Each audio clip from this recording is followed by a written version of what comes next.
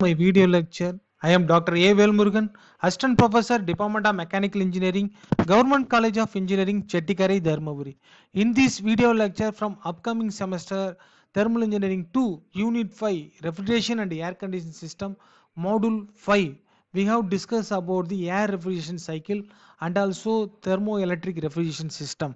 Previously, we have discussed about the module 1 introduction about the refrigeration system, vapor compression refrigeration system, vapor absorption refrigeration system. From module 4, we have discussed about the air conditioning system. From module 5, we have discussed about the air refrigeration cycle.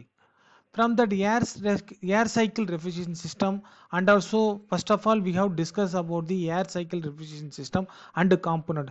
Before we go discuss about the air cycle refrigeration system, first of all we should know about that is a Joule Brayton cycle. That the Joule Brayton cycle is used for the gas turbine. From the concept of gas turbine is, from there is a major unit is compressor, combustion chamber and turbine. So from the low pressure air is entered to the compressor. From the compressor it will be compressed, used for the, it will be creating for the high pressure air. That high pressure air is entered to the combustion chamber. From the combustion chamber we have to using the fuel, that is a natural gases. After that natural gases, with the help of the combustion chamber, that a combustible gas is entered to rotate the high temperature and the hot flow gases to rotate the gas turbine, so we get the electricity. The same concept is implemented from the air refrigeration cycle. From that here, that is a reverse Joule Brayton cycle, or that is a Bell column cycle. We have tell about the name as a Bell column cycle. From this cycle, that is a air refrigeration system, that is a used as a air. From here we have to using the air as a working fluid, and also it is used for the refrigerant. This type of cycle is used for the air applications because of aviation purpose. And from the Rockwell propulsion system, we have to, here that we have to using the air as a refrigerant. From this cycle, from this system is working for the reversed Brayton cycle or Joule Brayton cycle. From that Brayton cycle, from that PV diagram and TS diagram, from here there is a air is a working fluid from the gas turbine system. From the process of 1 to 2, that is isentropic compression process. From process 2 to 3, that is a constant pressure heat addition. From the process of from the combustion chamber. From the process of 3 to 4, that is isentropic expansion process is happening on the turbine side. From the process of 4 to 1, that is a constant pressure.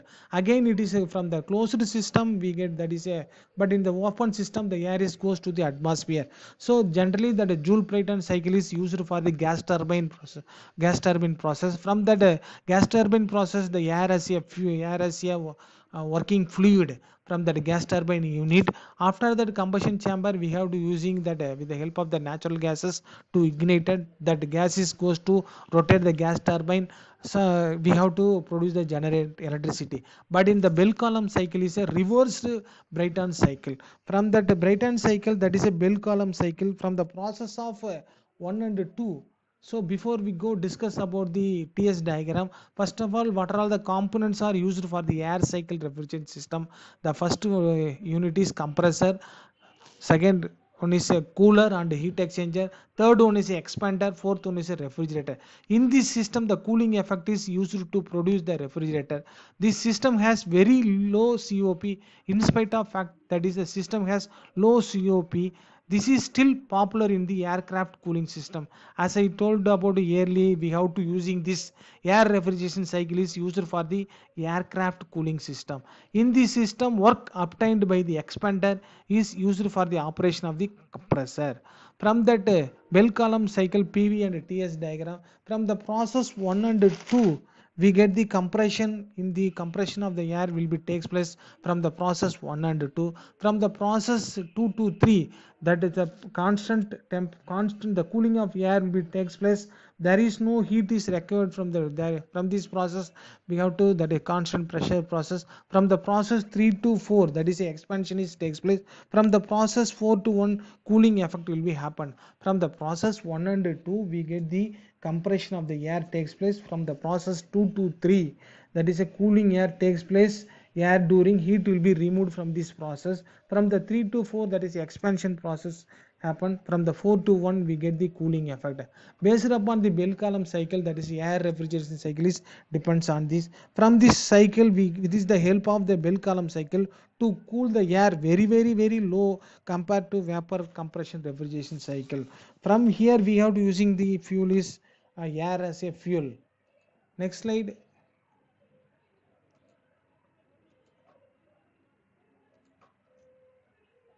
Next slide, we have discussed about the air cycle refrigeration system working principle.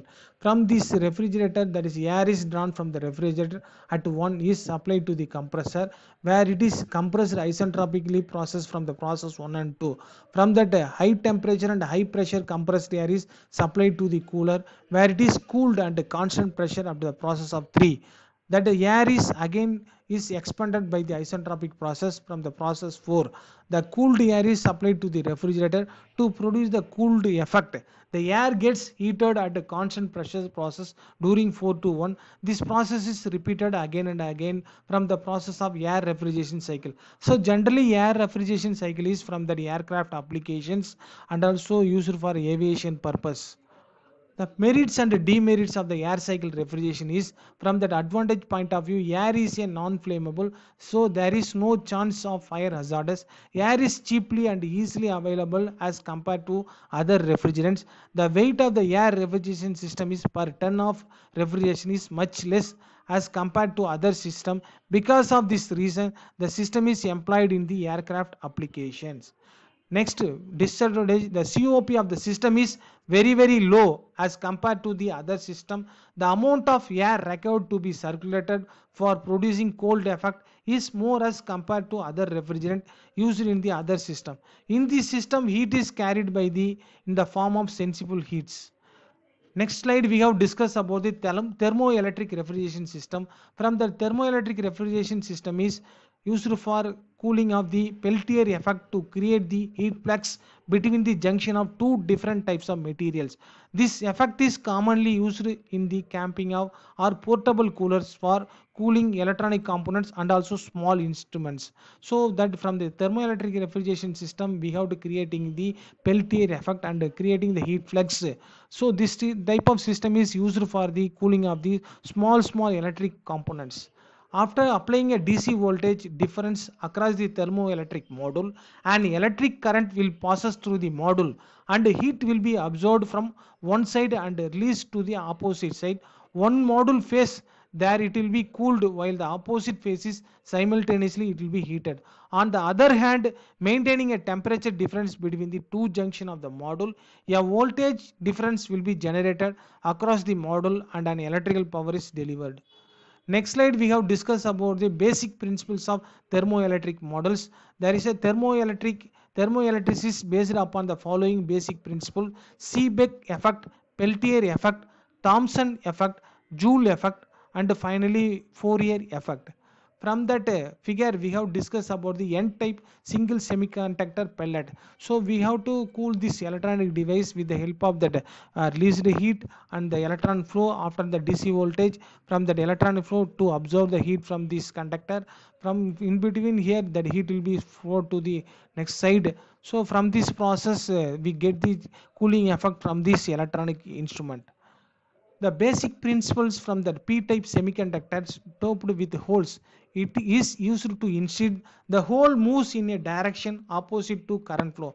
The heat is also transported in a direction and opposite the current flow and in the direction of the holes. Essentially, the charge carries dictate the direction of heat flow.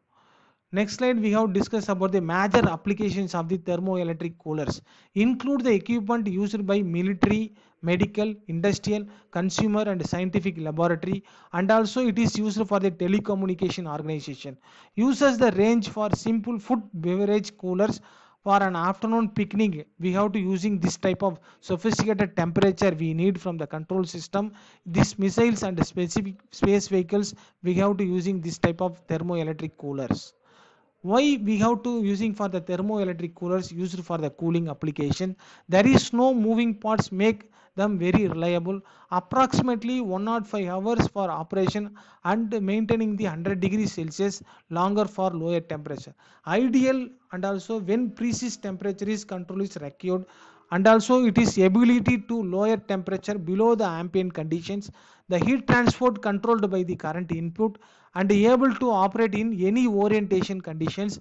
Compact size make them useful for application where size and weight is constrained. The ability to alternate between heating and cooling, the excellent cooling alternative to vapor compression coolers for system, and also sensitive to the mechanical vibration. Advantages of the thermoelectric cooling. From that advantages point of view, that is it is a small size and lightweight, it is compact and reliable to operating the steady state conditions. There is no moving parts from the fluid, it is durable and maintenance is very free, very long operation life.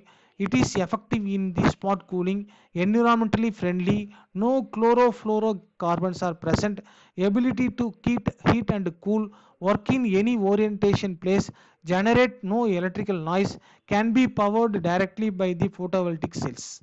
Thank you.